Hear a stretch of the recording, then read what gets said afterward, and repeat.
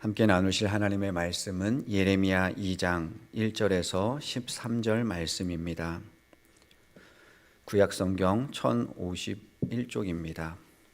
예레미야 2장 1절에서 13절입니다.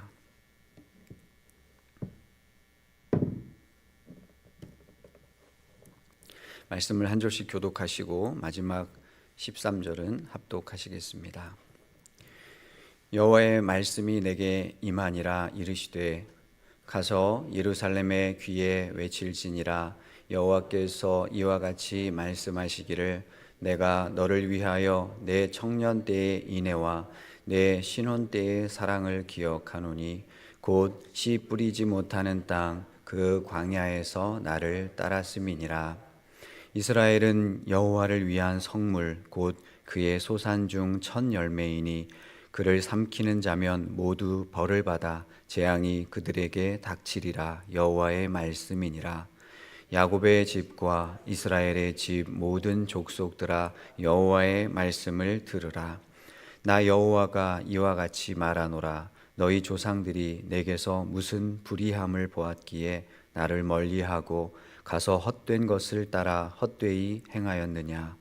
그들이 우리를 애굽 땅에서 인도하여 내시고 광야 곧 사막과 구덩이 땅 건조하고 사망의 그늘진 땅 사람이 그곳으로 다니지 아니하고 그곳에 사람이 거주하지 아니하는 땅을 우리가 통과하게 하시던 여호와께서 어디 계시냐 하고 말하지 아니하였도다.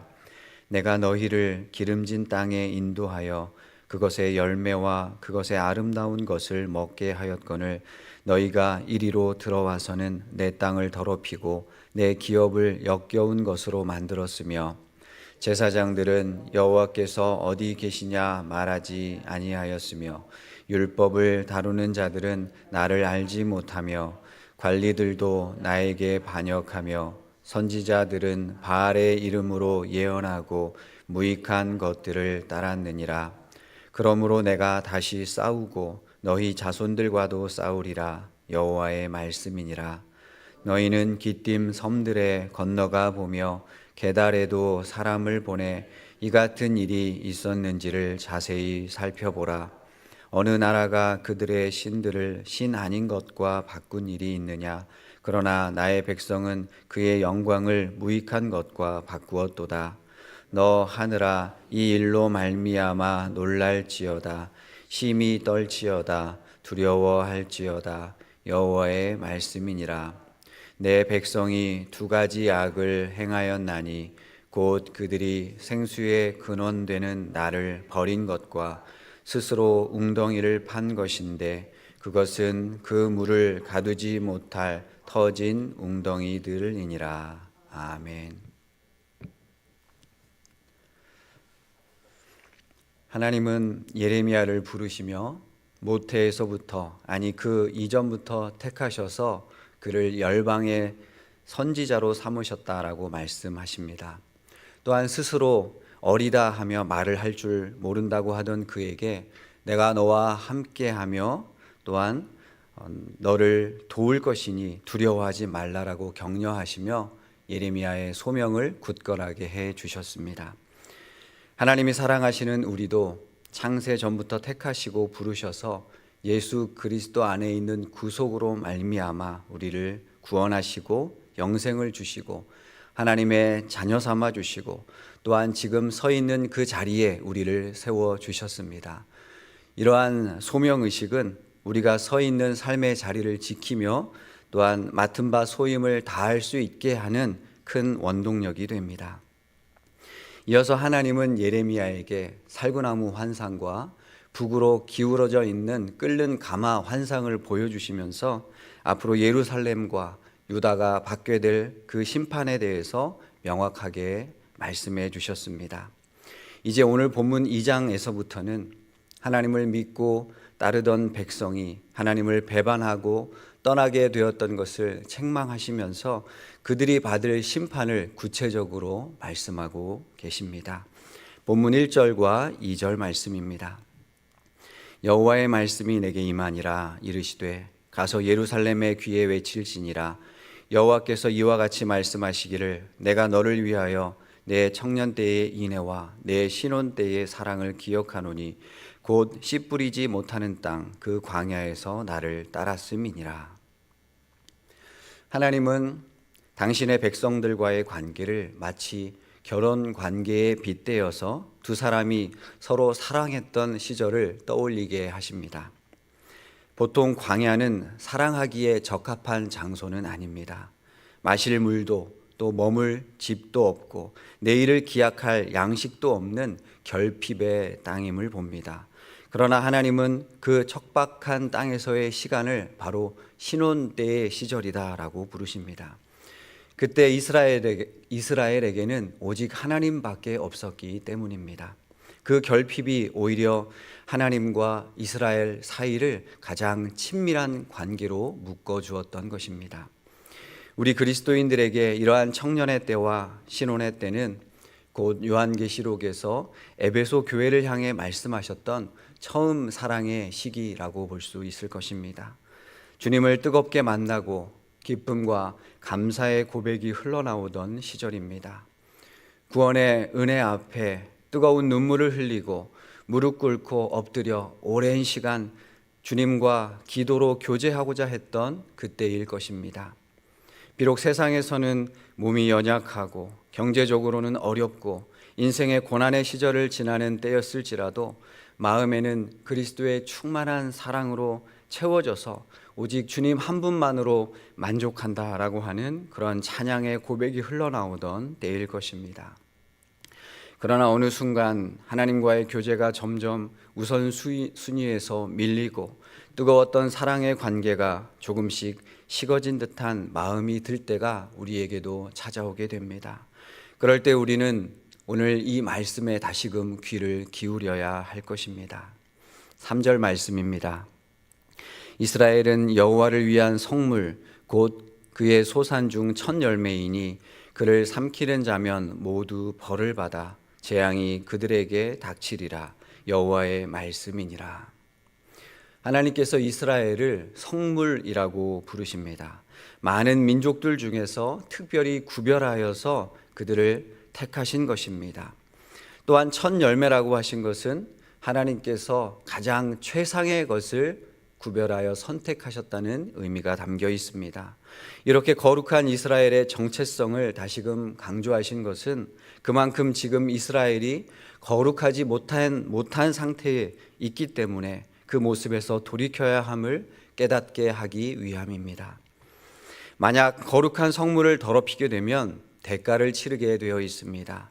이방 민족이 택한 백성, 거룩한 성물과도 같은 이스라엘을 해한다면 하나님께서는 자신의 거룩함이 침해되는 것으로 여기시고 그들을 용납하지 않으신다는 것입니다.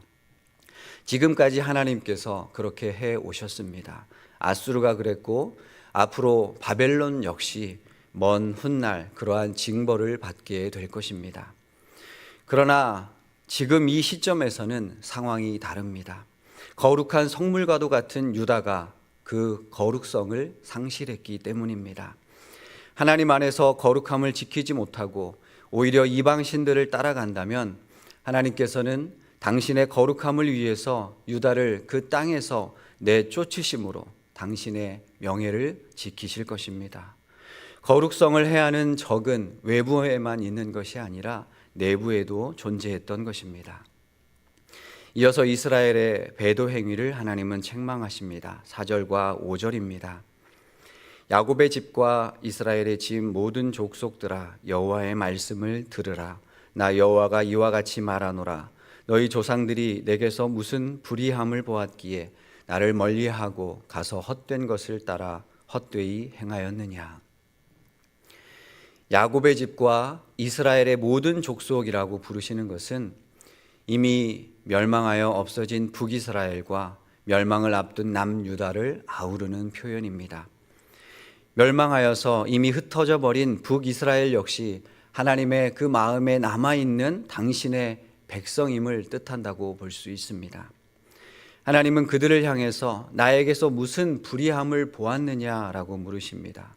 그 불의는 하나님이 아닌 이스라엘에게서 볼 수 있는 모습이었습니다.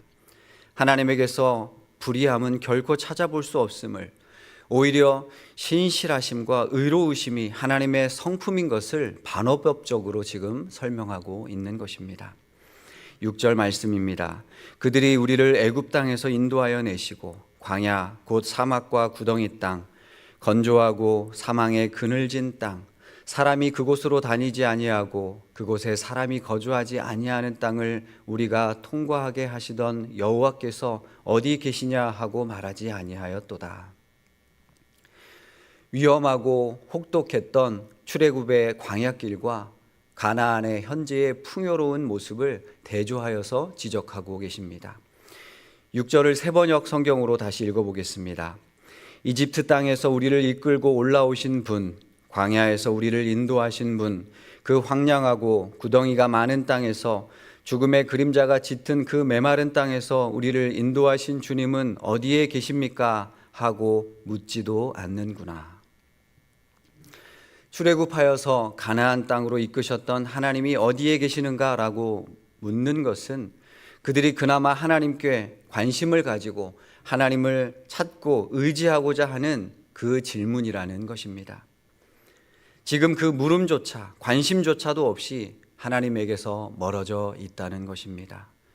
그들은 죽음의 길과 같은 광야길에서 하나님 한 분만을 바라보며 의지하는 시간을 보냈습니다.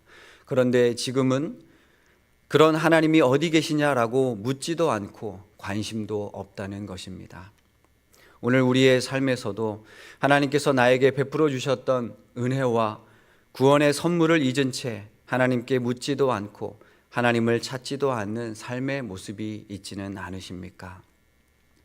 노미널 크리스천이라는 말이 있습니다. 우리말로는 명목상의 그리스도인입니다. 이름만 그리스도인이라는 것입니다. 말로는 스스로 그리스도인이라고 하지만 실제 삶에서는 하나님이 없는, 하나님과는 상관없는, 하나님과의 관계는 관심도 없고 신경 쓰지 않는 불신자와 같은 삶을 살아가고 있는 현대의 그리스도인의 모습을 꼬집는 표현입니다. 예레미야를 통해 지적하신 당시의 백성들이 바로 이러한 모습인 것을 봅니다. 힘들고 어려울 때는 하나님만을 찾고 의지하다가 이제 살만하니 하나님이 보이지 않고 하나님을 찾지 않는다는 것입니다. 혹시 우리의 모습에도 과거 인생의 광야길에서 가장 힘들고 어려울 때 하나님을 간절히 찾고 의지하였던 모습이 이제 조금 살만하고 삶이 안정이 되고 집안에 큰 문제가 없고 경제적으로도 넉넉한 상황이 되니 하나님 어디에 계십니까? 라고 묻지 않는 모습으로 변해버린 것은 아닌지 우리 자신을 늘 돌아보아야 하겠습니다. 이어서 7절과 8절입니다. 내가 너희를 기름진 땅에 인도하여 그것의 열매와 그것의 아름다운 것을 먹게 하였거늘 너희가 이리로 들어와서는 내 땅을 더럽히고 내 기업을 역겨운 것으로 만들었으며 제사장들은 여호와께서 어디 계시냐 말하지 아니하였으며 율법을 다루는 자들은 나를 알지 못하며 관리들도 나에게 반역하며 선지자들은 바알의 이름으로 예언하고 무익한 것들을 따랐느니라. 가나안은 기름지고 열매가 풍성한 곳이었습니다. 그런데 이스라엘이 그 땅을 더럽혔다라고 말씀하십니다. 자신들의 땅이 아니라 하나님의 땅이었던 그곳을 이스라엘이 더럽힌 것입니다. 그 결과로 하나님과의 언약은 깨져 버렸습니다. 그러므로 이제 그들은 그 땅에서 추방당할 수밖에 없었습니다. 8절에서는 이스라엘의 지도자들인 제사장들, 율법의 전문가들, 정치 관리들, 선지자들의 잘못을 지적하면서 그들의 책임을 묻고 있습니다. 저를 포함하여서 오늘날의 말씀을 맡은 자들인 목회자들이 당시에 율법 다루는 자들처럼 하나님을 제대로 알지 못하고 성경 말씀을 자신이 하는 일과 사역에만 활용하고 있다면 과거 예레미야의 이 뼈아픈 지적을 피해갈 수 없을 것입니다. 지도자의 위치에 있는 자들은 선지자를 통해 주시는 이 말씀 앞에 더욱 겸손히 귀 기울이고 겸비하여서 스스로 회개하고 하나님께로 날마다 돌이키는 순종이 있어야 하겠습니다. 이어서 심판의 원인에 대해서 하나님은 말씀하십니다. 9절부터 12절 말씀입니다. 그러므로 내가 다시 싸우고 너희 자손들과도 싸우리라. 여호와의 말씀이니라. 너희는 기띔 섬들에 건너가 보며 게달에도 사람을 보내 이 같은 일이 있었는지를 자세히 살펴보라. 어느 나라가 그들의 신들을 신 아닌 것과 바꾼 일이 있느냐? 그러나 나의 백성은 그의 영광을 무익한 것과 바꾸었도다. 너 하늘아, 이 일로 말미암아 놀랄지어다. 심히 떨지어다. 두려워할지어다. 여호와의 말씀이니라. 마치 재판 법정에서 선고를 내리는 것처럼 하나님의 책망과 경고가 이어지고 있습니다. 하나님께서는 친히 검사가 되셔서 기소를 하시고 또 판사가 되셔서 선고까지 지금 내리고 있는 것입니다. 이스라엘이 자신들의 죄를 인정하도록 사람들을 보내어서 증거 자료들을 찾아보라고 하십니다.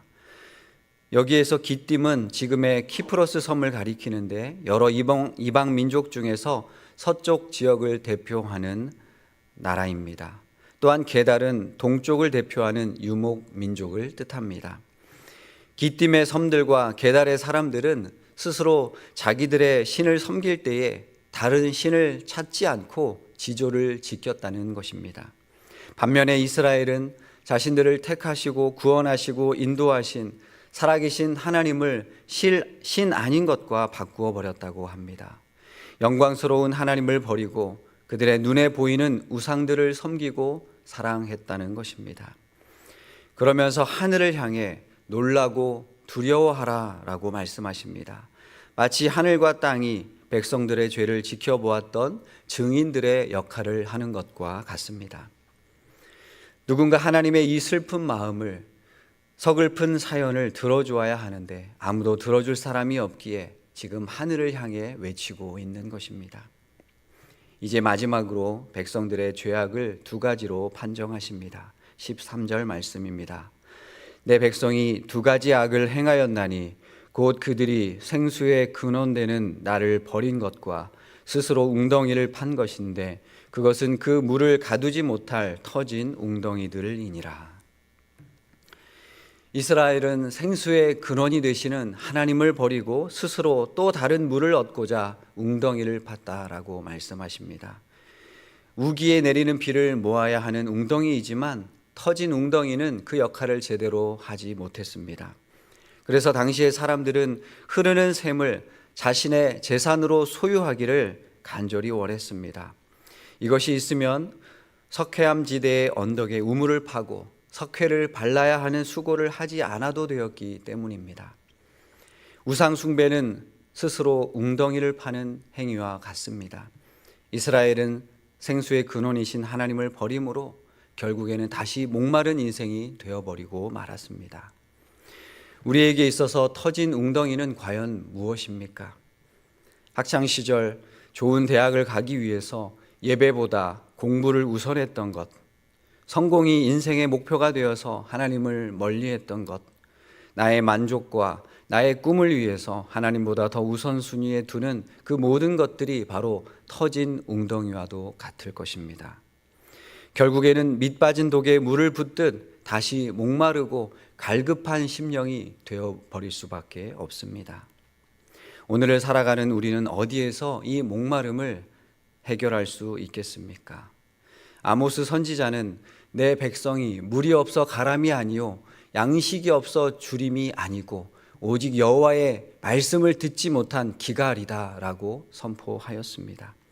예수님께서는 사마리아 수가성 여인에게 말씀하셨습니다.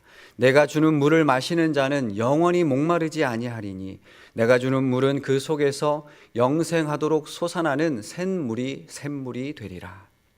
이 세상의 참된 생수의 근원은 오직 하나님의 말씀과 바로 우리 구주 예수 그리스도이십니다.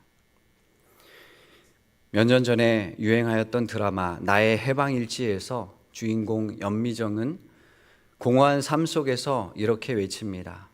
나를 추앙해요. 나는 한 번도 채워진 적이 없어. 사랑으로는 안 돼요. 추앙해요. 가득 채워지게. 여기에서 이 추앙은 조건 없는 사랑, 상대의 존재 자체를 온 마음 다해서 응원하고 가득 채워주는 일입니다. 이 대사는 마치 터진 웅덩이 앞에 서서 늘 결핍을 느끼는 우리 인간의 처절한 진심처럼 들립니다. 누군가의 사랑으로도 또 성공과 성취로도 세상에서 우리의 영혼은 늘 목마르기 때문입니다. 그런데 오늘 본문은 놀랍게도 하나님께서 먼저 우리를 추앙하셨음을 말씀하고 있습니다. 하나님은 이스라엘이 그저 하나님만 바라보고 광야를 걷던 그 존재 자체를 귀하게 여겨주셨습니다. 온 우주의 주인이신 하나님께서 보잘것없는 우리를 향해 너는 내게 가장 존귀한 보물이다 라고 선포하신 것, 그것이 바로 진정한 추앙이 아니겠습니까? 하나님은 독생자 예수 그리스도를 십자가에 내어주시기까지 우리를 추앙하시듯이 사랑해 주셨습니다. 그 사랑이 우리를 이미 가득 채웠습니다. 이제 우리는 그 사랑 앞에 어떻게 응답해야 하겠습니까? 더 이상 물이 새는 터진 웅덩이를 고치느라 우리의 인생을 허비하지 않고 세상에 헛된 신을 벗고 우리를 여전히 성물로 여기시며 기다리시는 생수의 근원이신 주님께로 우리는 돌아가야 하겠습니다. 기쁠 때나 슬플 때나 주님 어디에 계십니까? 라고 우리 주님을 찾고 묻는 그 삶을 다시금 회복해야 하겠습니다. 하나님께서는 지금도 기다리고 계십니다. 기도하시겠습니다. 하나님 아버지, 오늘 말씀을 통해 이스라엘을 택하시고 구원하시고 사랑하셨던 하나님의 그 마음을 다시금 깨닫게 해주셔서 감사드립니다. 지금도 하나님은 우리를 바라보시고 한없는 사랑으로 기다리심을 삶의 순간마다 기억하며 나아가는 인생 걸음이 되도록 저희를 붙들어 주시옵소서. 터진 웅덩이들과 같은 우리를 다시 목마르게 하는 세상의 것들을 과감히 버리게 하시고 오직 생수의 근원 되시는 하나님, 우리에게 생수를 부어주시는 주님께로 더 가까이 나아가 주님만을 의지하는 우리 믿음의 여정이 되기를 간절히 소원합니다. 오늘 하루도 우리의 신을 벗고 주님을 찾고 물으며 주님의 말씀에 온전히 순종하는 귀한 한날이 되도록 인도해 주시옵소서. 예수님의 이름으로 기도드립니다. 아멘.